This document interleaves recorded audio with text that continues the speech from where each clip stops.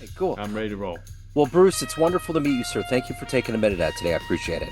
My pleasure to be here. I'm looking forward to it. Me too. So let's begin our journey with this. I always start with this question because it was such a big Mhm. deal. COVID changed the world, changed a lot of the ways that we No roll. doubt. How did you get through that era, and how has it changed the way that you work and live today? So that's a great question because it changed. I'm in the gym business and part of that, and I'm also in the speaking business. So both of those businesses were out of business. Yeah. But when I was in the gym business, I had I have 150 young people in this one program, and one of the things that I realized early on in COVID was we needed to get these kids to so we need to get them out. We need to teach them something other than to be afraid of another kid. If you think about that time, and how destructive that was. We were telling kids not to play with other kids, not to trust other kids. That's what we were inferring. And I said, we got to do something. So I basically, when the gym was shut, I went out in the middle of the winter too, by the way. We took the kids out into the park and in the parking lots. And we weren't charging money. And we were just training kids and giving them, and it started off with a few kids. And then we ended up having parents were bringing their kids by the truckload. And it was pretty, and what we were just simply trying to do was get the kids to interact in an open air environment, to laugh, to play, to run, to organize themselves, to do things, to have some joy in this incredibly dark time that I had never experienced in my life. Like I had never experienced anything like that. And so um, it's interesting because it distilled down for us what's really important about some of the things that we were doing. When you're competitive and you're in a competitive sport, and I get paid to be competitive, right? So pro fighting is about winning, not about building character. For kids, it was about hearing kids walking up and hearing them laughing and playing and running and having this joy uh, really sort of enabled us to one provide a great service, to give the kids something to look forward to in this very people, we have forgotten what it was like. These kids were pent up. Mhm. They were told not to go out and play with their neighbors. It was a very difficult time. So we just put them in the parking lot and we played and and the park, and we played and we had fun and we brought joy, and it brought back what was really important about our program and about being a kid, for God's sakes. You know Yeah. what I mean? There's all this emphasis on winning, winning, winning, winning. Nobody likes to win more than me. Let me just put that caveat in there. Okay, I'm a pretty bad loser. But for children, it's about joy, and it's about so that part of it was really important. It taught us as a business how to be resilient, how to be resourceful. Um, but COVID changed me in a variety of ways, and I had never experienced anything like that. I don't think any of us have. Yeah. And um, I spent a lot more of alone time. You know what I mean? And I kind of I kind of like that a little bit more than I thought I was. Than I thought I would. So it was a cultural shift that was put upon all of us. I felt really good about what we did with the kids, and I felt really good that we could bring them some joy and some normalcy and some thing. And then in terms of the business, it teaches you how to be scrappy and to just you know, boxing was one of the sports that they actually allowed to continue on a professional level, which is crazy if you think about it. But Yeah. but they allowed it to continue. So we had some fights that I was contracted to, so I was able to make a living and stuff like that. But it was an odd time but it feels, Joe, it feels like 50 years ago all of a sudden, Yeah. doesn't it? I mean, it doesn't feel like it just happened, that short a time ago, 5 years ago. And so I guess the other lesson is how quickly we can forget, Yeah. how Certainly. quickly we can forget. So yeah, that's about it. So meet the moment is the movement, and so to get a better handle on this, I'm going to put you in front of Yeah. 12-year-olds at career day. One of the kids Okay. wants to know what you do for a living. How do you Okay. synthesize your work to make sense to them? I help. leaders and teams perform more reliably in big situations. That's what I still done. I don't really take leaders and try and develop the leaders. There's a lot of great leadership development experts and programs and courses that do that. I look at organizations and say, where are they most likely to fail? Where are the leaders most likely to fail? Break down. And then I help them build backup systems to support the leaders when those situations arrive. Let me give you two examples that'll help you sort of get a feel for it. When's the last time you flew on a plane? Last week, about a week ago. Okay. So if you were on the plane and the stewardess came on and said, Joe, I got bad news for you. There's some turbulence out here. The pilot's having a bad day. It looks like we're going to crash. Thanks for flying United. You would say that's unacceptable, right? There's Right. a co-pilot, there's autopilot, there's fly-by-wire, right? So there's backup systems to the leadership of the plane. If you watch football, do you watch American football, pro Oh football? yeah. Yeah. Okay, so if you watch pro football, one of the hottest hiring trends in the past 5 years has been a coach that has no offensive, defensive responsibilities, no special teams, doesn't work with any player on the field, doesn't do stats or analytics. His job is to follow the head coach around on the field. And when in big moments, when the head coach gets too animated and begins to walk out onto the field where he could get a 15-yard unsportsmanlike call, right, penalty, his job is to pull him back off. They call that the get back coach, and they actually pay somebody to do that. That means that the most competent, experienced, successful coach on the field cannot always be counted on not to wander out onto the field in the most critical moments. So instead of counting on this guy to be superhuman, to be self aware 100%, they just simply build a backup system to support him so that he doesn't get the costly 15-yard penalty. And that has happened, and that's why this system exists. Planes have crashed. That's why backup systems exist. I go into organizations. I don't look. My question really is this, Joe. We spend billions trying to improve people's leadership, and I'm all for it. I'm all for sports performance coaching and performance leadership coaching and all of that. But what happens in big moments when your capabilities run out? Then what? Right? Yeah. Right. What happens? You're in this moment and you tapped out for that particular moment. Is there a system that is available that will back you up? Because ultimately, when your capabilities run out, your responsibilities don't. And unless there are systems, and if I'm telling you this, right, if we know there's no pressure proof leaders, nobody, right, everybody's susceptible. There's nobody who's pressure proof. Under enough pressure and under the right circumstances, everybody will falter. If we know that, then we have the responsibility to build systems to prepare for that moment when it happens, because it's us as leaders, our ultimate obligation is to ensure the reliability of the outcome that we're involved in. So that's what I do. I look at organizations, and that came out of. Let me tell you where that came out of. How that Sure. experience Please. happened to me. Yeah. Yeah. So at the Olympic trials a number of years ago, the United States Olympic program was not happy with the team that the Olympic trials creates the team that you're going to send to the Olympics, your trials and your team. But they weren't happy with the team they produced, so they had this thing called the reload, and they invited 650 of the best amateur fighters in the country out for 1 week to Colorado Springs to the training center to a winner take all tournament. Right? You win, you're the rep. And so I had two fighters in it. I went out there. When I ran into, on the first day I got there, I ran into this very, very well known, prominent coach. If you know anything about boxing, you'd know this guy.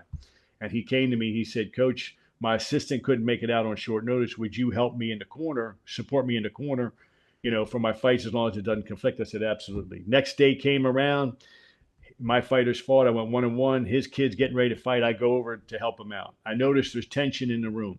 The fighters making eye contact with me in a way that I felt uncomfortable with.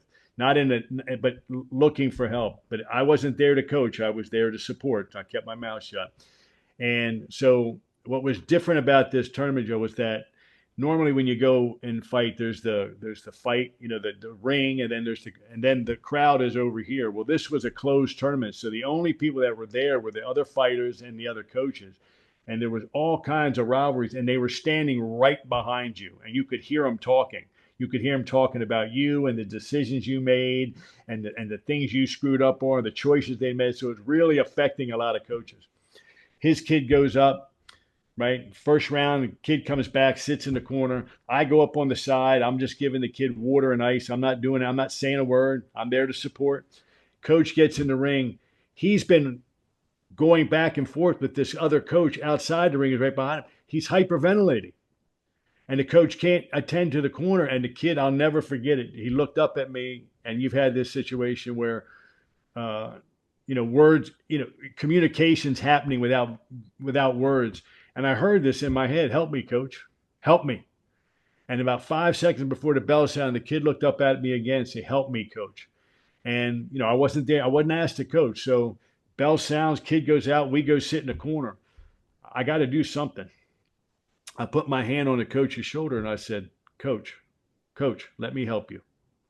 And at first he looked at me like, his eyes were on fire. How dare I? How dare you? Well, I didn't ask you. No, you're not the coach here. I'm the coach here. This is my fighter. When I squeezed harder, I said, "Coach, let me help you." And when I said that, he could feel me a little bit. And I watched him go through this process. And then I watched him come back into focus. He goes, "Do it." And so the next round we went up. I took his spot. He took my spot. This is a kid I'd never met before. And I would say, "Coach wants you to do this. Coach wants you to do that." Went on. The kid went all the way to the semifinals. Unfortunately, came in fourth, whatever. And so after the tournament, I came home and I was shaken by the event because I knew if it could happen to him, it could happen to me. I see myself a certain way. I see myself as an oak in the wind. I see myself as unflappable, right? But nobody is that way. Everybody's susceptible. When I came back, I was shaken by it. And I realized it wasn't if, it was when. Yeah. And if I know that, what am I going to do about that? Yeah. And so I changed the way that my corner runs based on that experience. And I built a little system.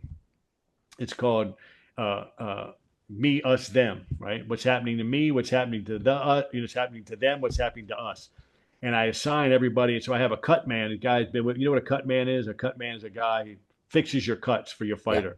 Yeah. And it's his only job. And anyway, I said to him, "You have two jobs now: stop the bleeding, and you check me when I fall out. If I get distracted by a bad call by the referee and I'm losing focus and losing the point, I need you to put me in check. I'm giving you that authority." I said, "Don't worry about what I say when you take that authority, because I'm going to be angry, but I know it's for the good of the fighter and myself." And so everybody now in the corner has a responsibility. The cut man fixes cuts and checks coach.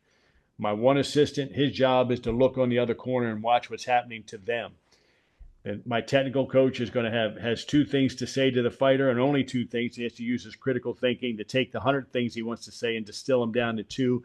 I take all of that, put that together in 1 minute, and I put that together in a constructive corner that's going to aid my fighter into going out and performing better. And that's inside of organized chaos. The kids come back. There's the noise. There's the physical circumstances. Sometimes there's bleeding all over the place. You got to do all of that. And I have thousands of reps in that, right? I've coached hundreds of fights, thousands of rounds, thousands of minutes between rounds, little pressure cookers, little leadership laboratories of pressure, developing this system. And I did that. I didn't do this to develop a business. I did it to help myself, you Yeah. know. But I had a corporate background, and I knew that this had application into any leadership role. I just had to format it for leadership. So that's where it all came from. Watching somebody I really respected come apart at the seams, understanding that I was susceptible like anybody else, that I needed to build a backup. So in the event that I hit turbulence like the pilot, right? That if I wasn't having a good day, that somebody could sit in the pilot seat and land that plane if we needed it. Yeah. And so that's how this came about. And it's how I approach it. I leave the leadership development to the leadership development. I mean, I do that stuff on a regular basis, right? I'm a coach. That's what I do. But I leave that specific. I am in the business of helping organizations become more reliable in high pressure situations. That's what So, I do. so when you were a kid, when you were at Yeah. career day, what was your dream job? What did you want to be when you grew up? So I just told somebody this the other day. When I was a kid, I wanted to be a pro athlete, of course, but when I realized I wasn't going to be, I wanted to be a coach. Yeah. All of the great role models to me were my coaches and my teachers, right? I had a fourth grade teacher, Mrs. Riley. She was one of the most influential people in my life. She was hard, and she didn't let me get away with anything. And if I, I don't, I mean, I think about her more. If I yawn and I don't put my hand over my mouth, I think of her now, and I'm 63 years old. She was hard. She was a great influence. So I wanted to be that because those were my dad was a coach. I wanted to be like those people because those were the greatest people I knew. You know what I mean? Like they were the great. So I always wanted to be a coach, and I always wanted to be like them. And so early on, I always wanted to be a coach or a teacher. Not a school teacher, but that's a great job. But not a school teacher, but a sports coach. That's what I wanted to do, and it came from the fact that all the great in my little life experience, my tiny little childhood life experience, the most important people, the most influential people, the people I looked up to were my coaches and my teachers. And I just naturally wanted to be like them. On that journey of being a coach, those are the ones that even teachers, they will see people for who they really are. Did you Right. have a moment like that growing up that confirmed that that reconfirmed your confidence? Was there someone that saw you for you growing up? Well, one of the, when I was playing, I'll tell you, I had a coach. His name was Dan Quayle. He's a great guy. And I always credit him with speaking to me honestly.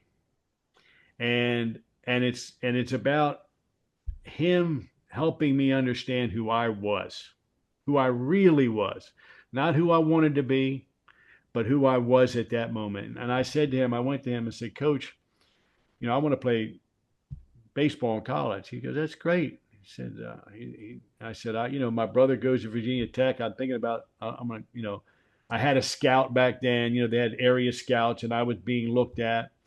And he said, Bruce, he goes, I'm going to give you some advice. He goes, I just want you to think about it. He goes, you may be able to make a major college baseball team. He said, but I don't think you'll play. He said, the most important thing is that you play. If I were you, I would go to a small school, get on there, see if you can start, and you can play every day. He said, that's where you belong. And I remember when he said it to me, I originally took it as an insult because I was a young, I had this dream of being something, spectacular. And here this guy was giving me some really, and he did it with a loving heart and in a good tone, in the right setting, in the right way, you know. But he was delivering me information about myself that nobody had ever really done before, right? About just really what my capabilities were, where I was in the spectrum. And I ended up going to a small school, playing on a small team that went to the small college national championships every year. And it was the best decision I ever made based on that guy Yeah. giving it to me like in the right way. My dad and mom would support me for whatever I did. I mean, they weren't rah-rah parents. They were just, that's a good choice. Let's go be the best at it we can. I mean, oh, that's a good choice or whatever. But this guy, when I went to him and asked him for advice, he gave me real advice. Like, instead of the platitudes and the kindness that comes, he gave me real advice. And I just told somebody the other day how much I appreciated him just being honest with me, telling me, and that lesson was never lost on me. I was, I was just self-aware enough to appreciate what this guy had done for me. Yeah. You know what I mean? Just enough. I wasn't hurt by it because of the way he delivered it, which was skillful and artful and reality. Right. A steel fist in a velvet glove. It was beautifully delivered, and it impacted me. But it was a hey, this is where you belong. This is what keep the most important thing. The most important thing you play and have joy. That was the most important thing. And so that was a really seminal moment that stuck with me. And it stuck with me because he gave me, like you said, he let me see me for who I really was, not who I wanted to be, what I really was at that moment. And it was some of the best advice I ever got. Really functional advice. So between doing research and looking at what you've done in your career and obviously speaking to you, there's a vigor and a love for what you do. Mm-hmm. So you're changing and affecting lives in various ways between kids and communities and businesses. What is that energy for you every day to do this, to love it So, and to do it yeah. well? Well, like a lot of things, there's parts of this that's a grind. Yeah. You know what I mean? Like kids, I want to do what I love. I say, hey, listen, I love my dog, and sometimes he frustrates the crap out of me. I mean, you don't love it's. It's not. We're not Pollyannish. It's not everything's not beautiful. It's hard work and it's a grind.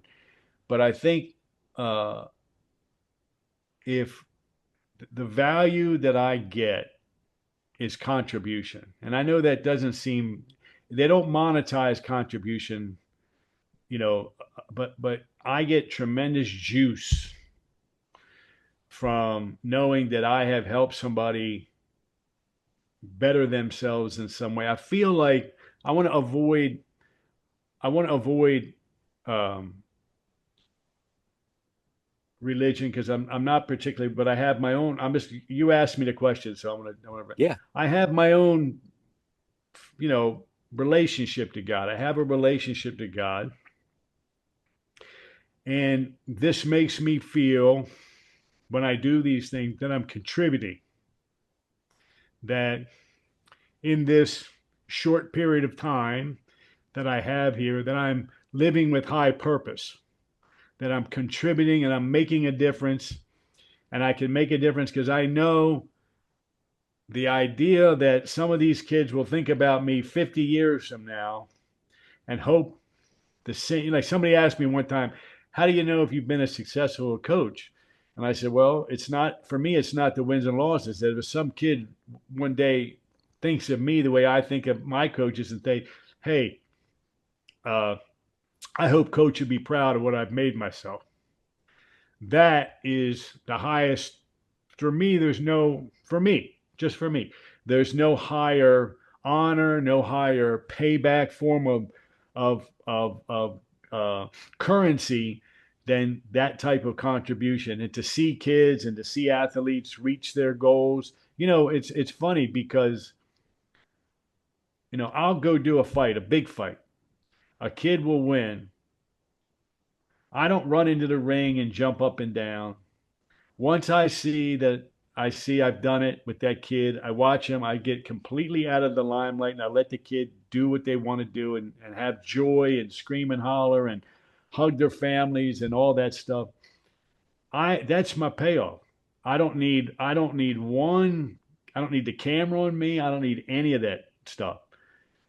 That's when I feel like I'm doing what I should be doing with the talents that I have. I feel like I have a little talent for what I do, that I must have been given that talent for some reason. That if I have this talent and I can make other people, and please, I'm not trying to do this. You asked this question. Sure. I'm being honest. This is Sure. my contribution to the world. This is how I get to heaven. That's the answer. I love it. So let me ask you this. If you had a dream tonight, ran into the 18-year-old version of you, and you Right. walked into the room and there was a film projector and you click play in your life, a 60-second highlight reel came up. Would that young version of you believe your life turned out this way? Uh, oh, I think so. I think he'd be proud of certain things. I think he'd be disappointed in me for other things. There is no doubt that I have disappointed myself and in my life. There's no doubt, but there's also an abundance of pride and joy and um, feeling of accomplishment for what I have achieved and the way I live my life now. Without I'm no saint, and if you took a flashlight and walked behind me, you could find a lot of things that would be disappointing about me, and they weigh heavy on me. But in the totality of things, I think I've done pretty well. And the person I am today is a good version of the man I've always hoped I'd become, although I haven't actualized. I'm not everything, but it's the person I'd like to become. But I think he would be proud, and I think that yeah, because I don't think I've done anything like I didn't land on the moon. You know what I mean? I didn't do anything like that. So I think he'd believe it, and I think he'd be proud of it. But I think I have the self awareness to understand that I'm no saint. In this process of becoming the best version of myself, which I am right now, a ton of things that I wish I had do overs. So after this long winding path you've been on, everyone has a perception of you, family, Mm-hmm. friends, clients, the kids, Mm-hmm. companies, clients.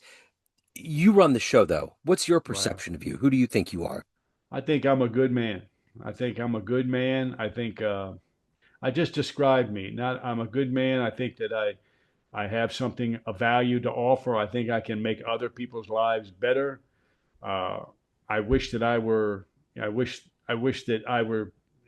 There were certain aspects of myself that were different, but I like who I am.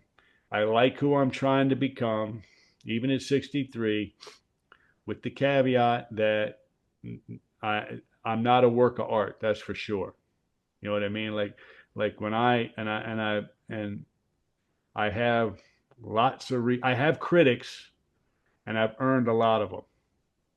I have humility, and I've earned a lot of it.